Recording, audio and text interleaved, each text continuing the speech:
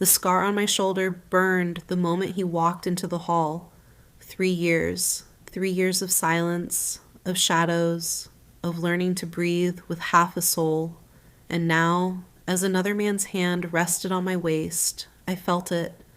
That monstrous tether I could never sever. Kale was here. The Alpha King had finally found what he'd thrown away. My name is Alara, and I used to be someone who mattered. I was elite guard, trained by the finest warriors in Valdris.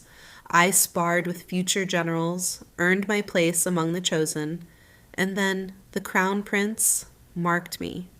Kale's teeth broke my skin on my 20th birthday beneath a blood moon. The bond began to form, my soul reaching for his, everything I'd ever wanted finally within reach. Then he stopped, pulled back like I'd burned him, stared at the half-finished mark on my shoulder with horror in his amber eyes. "This was a mistake," he whispered. 3 days later, he rejected me in front of the entire pack. "She is nothing to me. I, Kale of Valdris, Alpha King of the North, reject you, Alara of no house, no bloodline, no worth. You are cast out." I didn't beg, didn't cry. I walked through that silent crowd with my head high and my heart in pieces. Now I scrub floors in Corinth's castle, a servant, a ghost. The incomplete mark throbs every single day, a permanent reminder that I once belonged to someone who decided I wasn't worth keeping. This morning, I trained before dawn like I always do. Strike, pivot, block, breathe. My muscles remember what my heart tries to forget. "You were screaming in his name again last night," Nessa said, watching me from the doorway. The whole corridor heard. I drove my blade into the practice post. "Don't say that name here." "Alara, listen." Nessa's voice dropped. "Lord Everin arrives today for the territorial summit. Every alpha in the realm will be at tonight's feast." My stomach dropped. "Every alpha?" "Including him." She gripped my arm. "Mistress Vela put you on the entertainment list. You're dancing tonight." The blade slipped from my fingers. "Every alpha, including Kale. I can't stand in that hall and let him see me like this," I whispered. "A servant, a nothing, while he sits on his throne and pretends I never existed." Nessa's eyes blazed. "Then don't dance for scraps. Dance for yourself. Let him see what he destroyed. Let him choke on it." Something dark flickered beneath my terror. Not hope. I'd buried hope long ago. This was rage, and rage, I'd learned, could be sharpened into a weapon. Chapter 2. The great hall glittered with torchlight and power. Every territorial alpha had come. The air vibrated with dominance, with barely contained wolf instincts, with political tension thick enough to taste. I stood in the servants' corridor, hands trembling. Then the doors opened. Music swelled, laughter echoed, and I was pushed inside. "You must be the one Mistress Vela mentioned." I turned and found myself facing a man whose presence radiated calm strength. Copper hair, forest green eyes, a smile that seemed genuine. Lord Everin, Alpha of Corinth. "Please, no bowing," he said gently, raising me from my curtsy. "I saw you training this morning. You move like you were born to fight wars, not serve wine." Heat flooded my cheeks. "My lord." "But I'm just a servant. You're a woman with fire in her veins." He extended his hand. "Dance with me, not as entertainment, as my guest." I stared at his palm. An alpha asking a servant to dance as an equal. I can't. "You can." Before I could respond, white-hot pain exploded across my shoulder.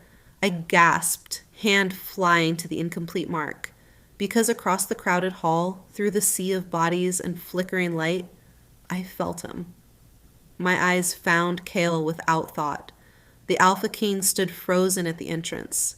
His amber gaze locked onto me with an intensity that stopped my breath. He looked exactly as I remembered, and nothing like I remembered. Harder, colder, dangerous. His jaw could have been carved from stone. His eyes blazed with shock and fury. Then those eyes shifted to Everin's extended hand. Kale's expression darkened into something terrifying.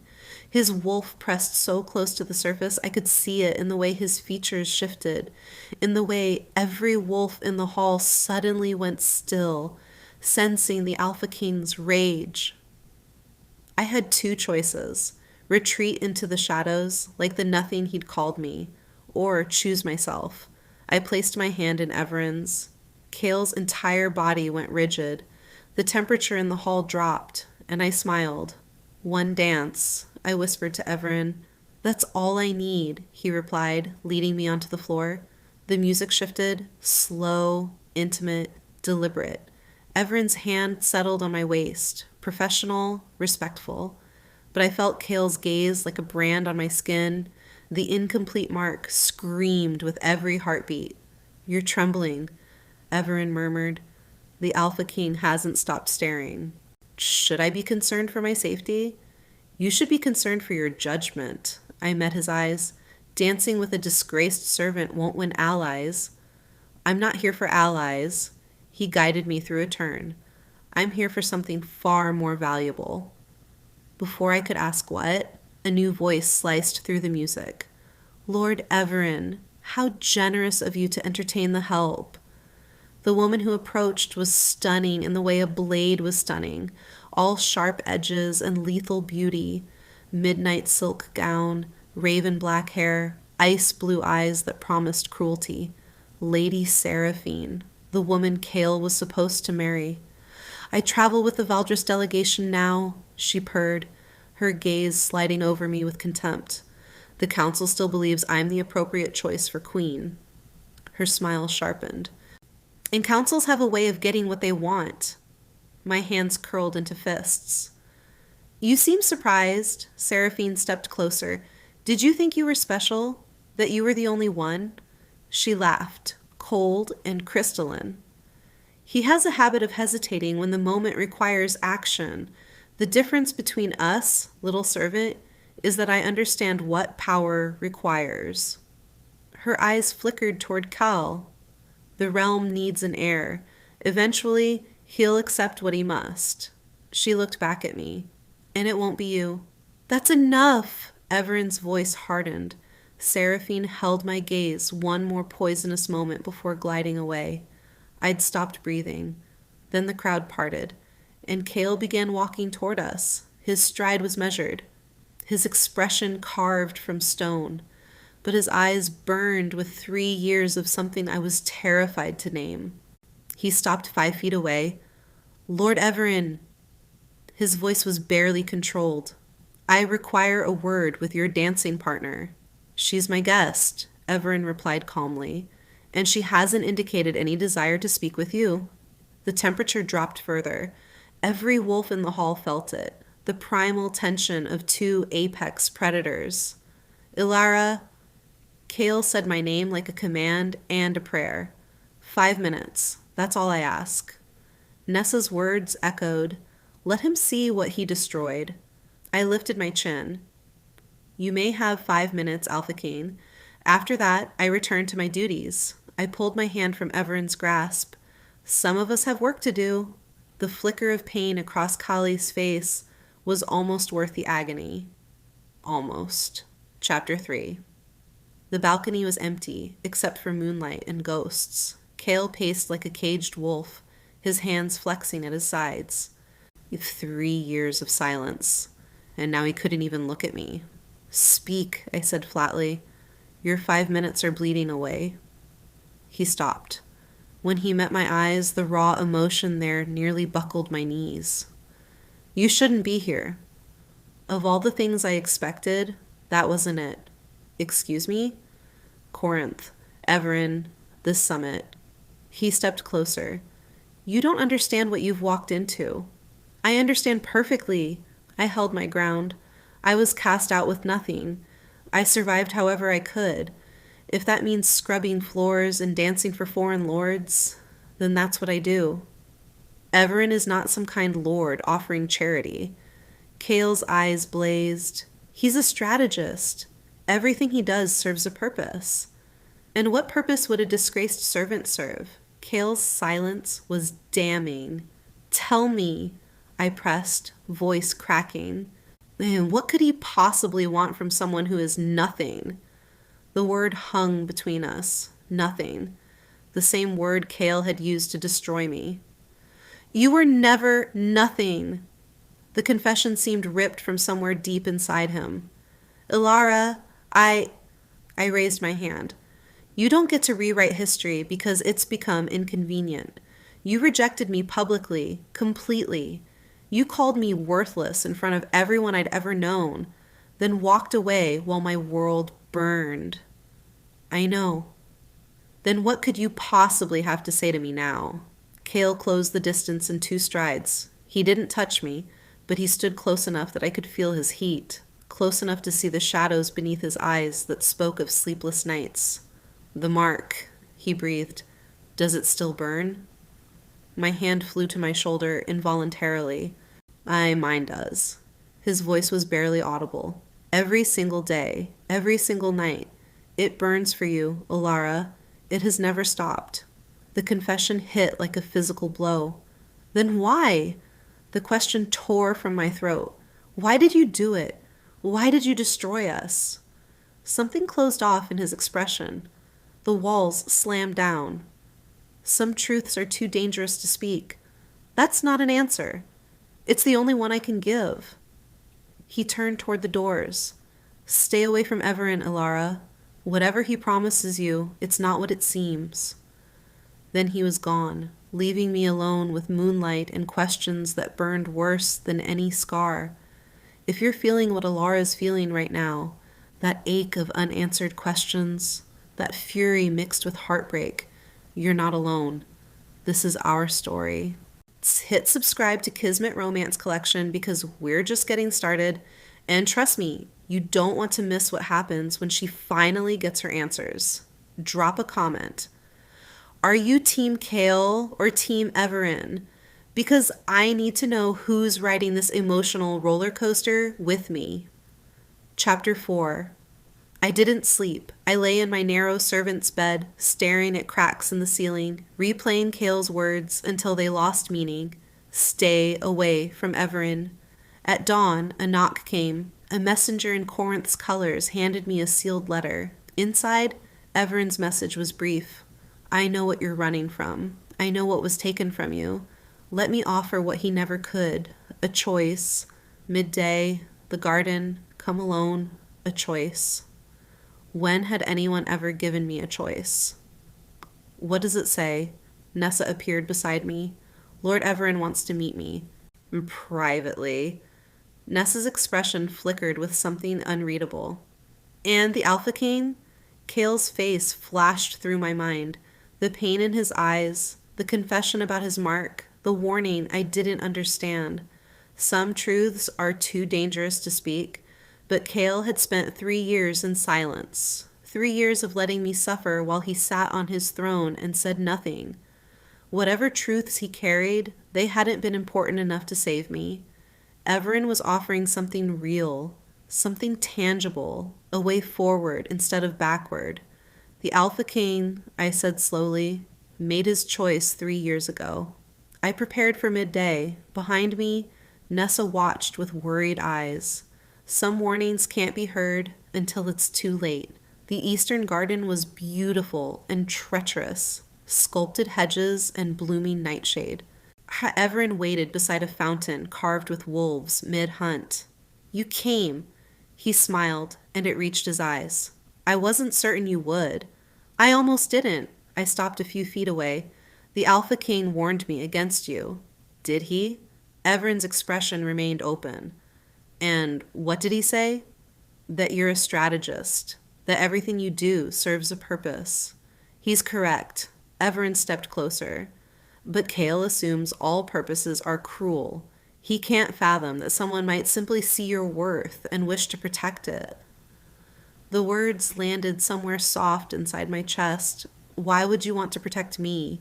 You don't know me. I know enough. His forest green eyes held mine. I know you were trained as an elite warrior and cast out without cause.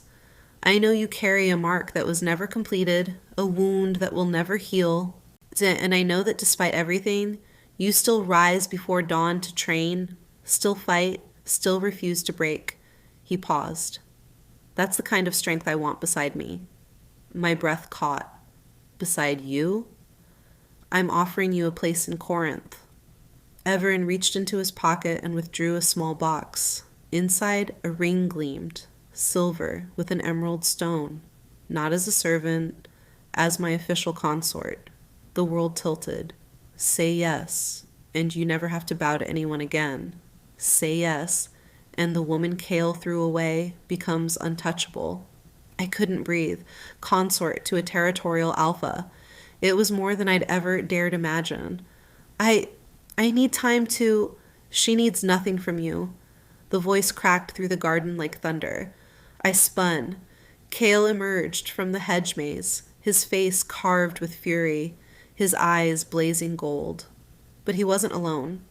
Behind him came Seraphine, her smile razor sharp, and beside her walked a cluster of nobles from every territory. Their expressions ranged from shock to hungry anticipation. Apologies for the interruption, Seraphine purred, but when I heard Lord Everin was proposing to Valdris's most notorious exile, I simply had to see it. She turned to the crowd. Tell me, does everyone know the story? How this servant seduced our prince, tried to force a mating bond, and was cast out for her treachery? The lies hit like physical blows. That's not what happened, isn't it? Seraphine circled me like a predator. You were an ambitious commoner who thought spreading your legs for the crown prince would elevate your station. When Cal realized your manipulation, he rejected you as you deserved. She gestured to the crowd. And now, here you are, attempting the same scheme with Lord Everin. How many alphas must you try to trap before you accept your place? Laughter rippled through the nobles. Whispers spread like wildfire. Always knew she was desperate, shameless. I felt the ground crumbling. The incomplete mark screamed with pain, with humiliation, with 3 years of agony compressed into a single moment. I looked at Kale, searching for something, anything. He stood frozen, silent, his jaw tight, his fists clenched. But he said nothing, did nothing, just like before. Everin reached for my hand. Don't touch her. Kale's voice finally broke through, low and dangerous. You have no claim here. Everin stepped between us. She is mine. The words exploded through the garden with the force of an alpha command. Every wolf present felt it, the primal declaration of possession that made spines straighten. Every wolf except me. I stepped around Everin, walked directly to Kale, met his blazing eyes with ice in my own. I am not yours, I said, voice steady despite tears burning behind my eyes. You made certain of that, and you just stood there again, silent, while she destroyed me again. I turned and walked away. This time, I didn't look back. Chapter 5. I made it to the servants' quarters before my legs gave out, collapsed against the wall, sliding to the floor, my body shaking with sobs I'd held back for 3 years. The incomplete mark burned like someone had pressed hot iron to my shoulder. I clawed at it, desperate to tear it from my skin. I hate you, I whispered to the empty room. I hate you. I hate you. I hate you. I didn't know if I meant Kale or myself. The door burst open. I scrambled to my feet, expecting guards, expecting anyone but Kale. He filled the doorway, chest heaving, eyes wild with something beyond fury. His wolf was so close to the surface that his features seemed to shift, bones pressing against skin, canines extending. Get out, I snarled. No. He stepped inside and closed the door. You will hear me. You will finally hear me. I've heard enough of your silence. Then hear my words. Kale crossed the room in 3 strides and dropped to his knees before me. The Alpha King of Valdris. On his knees, before a servant. I stopped breathing. Everything Seraphine said was a lie, Kale rasped. You know this. You live the truth. But I couldn't defend you without revealing something that would have put you in far greater danger. What are you talking about? His hands trembled as he reached toward me, stopping just short of touching my face. The night I marked you, I saw something. When my teeth broke your skin, when our bond began to form, I saw your wolf. I shook my head. I don't have a wolf. I never shifted. That's why I was considered worthless. You have a wolf. Kale's voice cracked. The most powerful wolf I've ever sensed.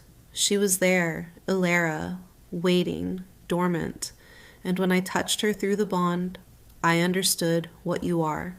He paused, his eyes glistening. You carry the bloodline of the first pack, the original wolves who walked with gods before recorded history. The words refused to arrange themselves into meaning. That's impossible. I wish it were. Kale finally touched me, his hands cupping my face with devastating gentleness. If the council knew, if any alpha knew, you would become the most hunted woman in the realm. They would cage you, breed you, use you to create armies of wolves with power beyond imagination. His forehead dropped to mine. I rejected you to protect you. I cast you out so no one would look twice at a disgraced servant. I destroyed us so you could survive. Tears streamed down my cheeks. You should have told me. I couldn't risk it. Couldn't risk anyone reading it in your eyes, sensing it in your fear. You needed to believe you were nothing, so the rest of the world would believe it too. His voice dropped to a whisper. But I've watched you every day since. I've sent guards to every place you traveled, made paid servants to ensure you were safe, burned myself alive with wanting you while you thought I'd forgotten. Kale, I will spend the rest of my existence earning your forgiveness. His eyes met mine, raw, pleading, desperate. I will crawl if you need me to. I will bleed if that's what it takes. But I can't watch another man touch you. I can't pretend the bond between us doesn't exist. He paused. My wolf has been dying without you, Ilara. I have been dying without you. I should push him away, should demand more answers, more proof, more time. Instead, I did something I'd promised myself I'd never do again. I let myself feel hope. The mark, I breathed. You never completed it. I was afraid. The confession seemed to cost him everything. Afraid that finishing the bond would make it impossible to let you go. Afraid I would doom you by keeping you. His hands tightened on my face. And now I'm more afraid of living another day without you than anything the world might do to us. He waited, just as he hadn't waited 3 years ago, just as he should have waited, he waited now. The choice was mine. I looked at this man who had destroyed me and protected me in equal measure, who had carried impossible secrets while I carried impossible pain. What about Seraphine? I asked. She showed me a mark, said you started to claim her too. Kale's expression hardened. She bears no mark of mine. Whatever scar she showed you was self-inflicted or purchased from a dark practitioner. Seraphine has spent years trying to manufacture a claim she was never given. Another lie exposed. Another manipulation revealed. If you ever lie to me again, I said slowly, if you ever make a choice about my life without telling me, I will put a blade through your heart myself. Something like hope flickered in Kale's amber eyes. Is that a yes? It's a chance. I gripped his tunic, pulling him closer. Don't waste it. When his lips met mine, the incomplete mark erupted with light. The bond surged, the incomplete connection straining toward completion, desperate to become whole. And somewhere deep inside my chest, something stirred. My wolf, the wolf I'd never known existed, finally waking up. Okay, I need you to do something for me right now. If you felt that, if your heart just did that thing where it hurts and heals at the same time, then Kismet Romance Collection is your home. Subscribe, because we're building something here. A place where broken bonds get mended, where exiled wolves become queens. Does where the truth always surfaces. Comment below. He's on his knees. If you're ready for the next chapter, share this with someone who needs to feel something real today. This isn't just a story anymore. It's ours. Chapter 6, Final. The kiss was fire and healing tangled together. I felt the bond between us surge, the incomplete connection straining, desperate to become whole. My wolf stirred in my chest, responding to Kale's presence like a flower turning toward the sun. When we finally broke apart, both trembling, Kale's voice was rough. "We can't stay here. Seraphine will have sent people looking." "Let her look." But he was right. "There's a place," Kale said. "The Northern Fortress, built by the first pack.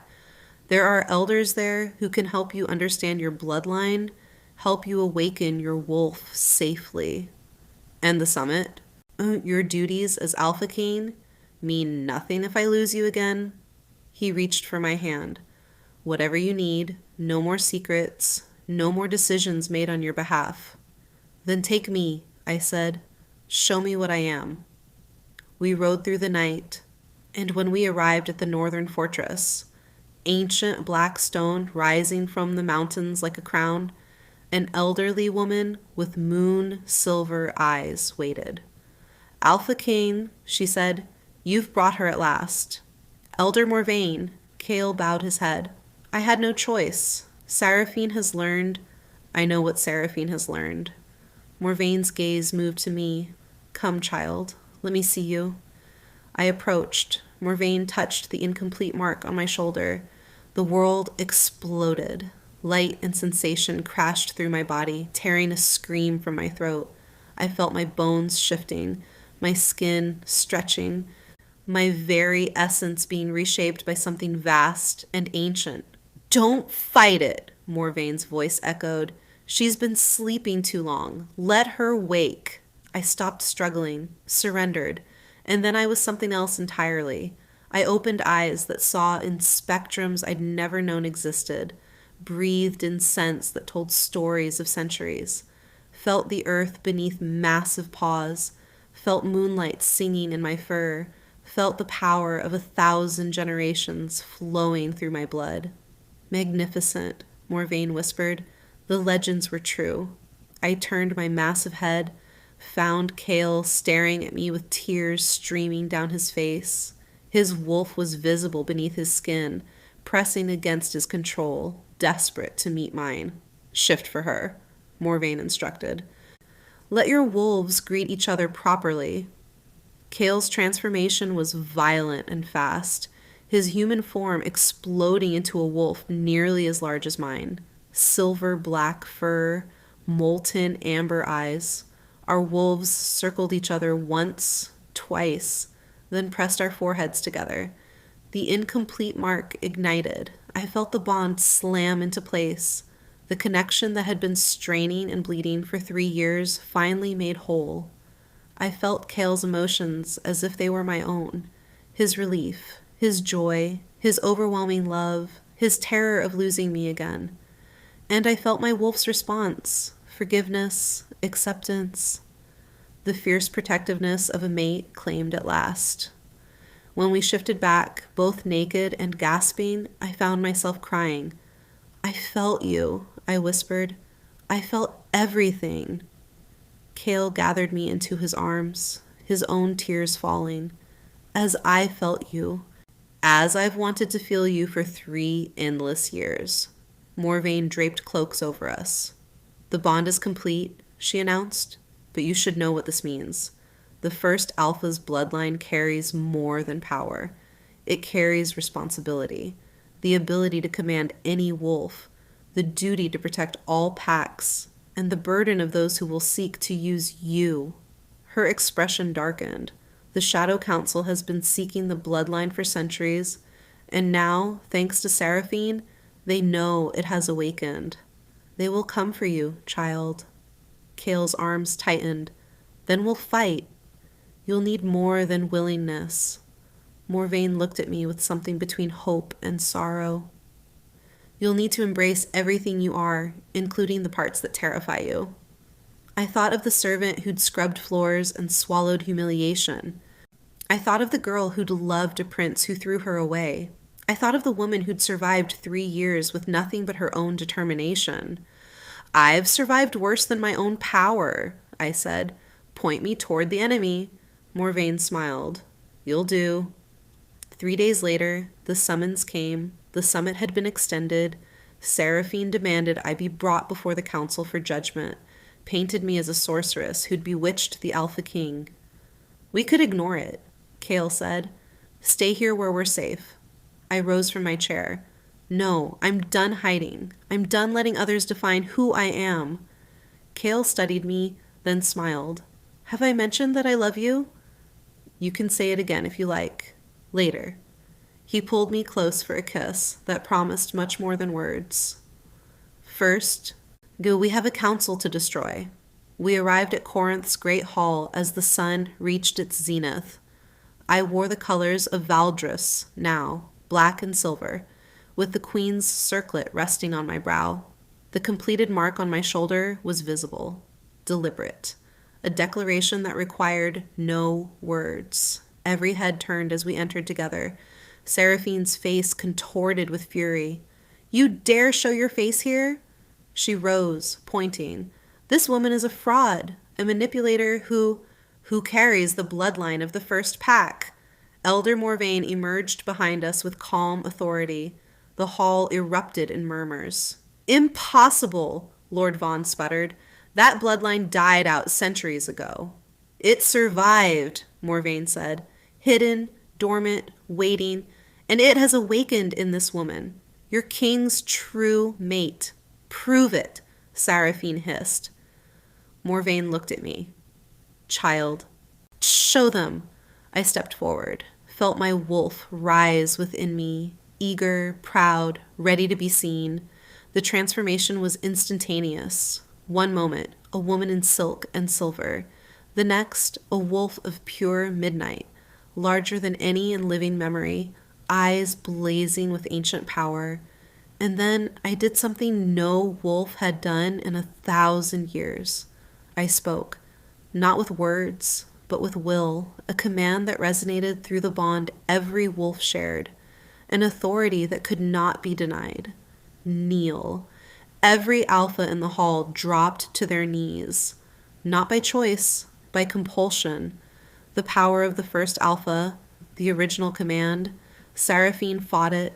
Her body trembled, teeth gritted, sweat beating. But even she couldn't resist. She knelt. I shifted back, standing tall, surrounded by kneeling wolves. I am Alara, I announced, voice ringing clear. Maid of Kale, the Queen of Valdros, and heir to the first pack. Anyone who threatens my king, my pack, or my people will answer to me. My eyes found Seraphine's. Is that understood? Silence. Then, one by one, the alphas bowed their heads in submission. Everin was the first to speak. Long live the queen. The cry spread through the hall. Long live the queen. Long live the queen. Kale moved to stand beside me, taking my hand, his pride radiating through the bond. And in the back of the hall, Seraphine remained kneeling, her schemes in ruins, her power shattered. Our eyes met across the crowd. I smiled. Victory had never tasted so sweet. That night, in our chambers, Kale pulled me close. I love you, he murmured. I have loved you since you stood up from that training ground with fire in your eyes. I loved you when I rejected you. I loved you every day of our separation, and I will love you until the last star burns out. I pressed my lips to the mark on his shoulder, the visible proof of our completed bond. I love you too, I admitted. Even when I hated you, I loved you. I don't think I ever knew how to stop. He kissed me then, deep and claiming and full of promises. And somewhere in the mountains, the wolves of the northern fortress howled in celebration. Their alpha had finally found his queen, The servant had become untouchable. The rejected had become revered. And the woman they'd called nothing had proven she was everything. But in the shadows, a hooded figure watched. Seraphine's smile could have frozen the sun. "Let them celebrate," she whispered. "The Shadow Council now knows what they've been seeking for centuries." Written when they come for the first Alpha's bloodline, she turned to the darkness. Not even a completed bond will save her. The bond is complete. The queen is crowned. But the Shadow Council is coming, and some enemies don't kneel. They strike from the dark. Subscribe to Kismet Romance Collection for the next chapter of Alara and Kale's story. Because this war, it's only just beginning.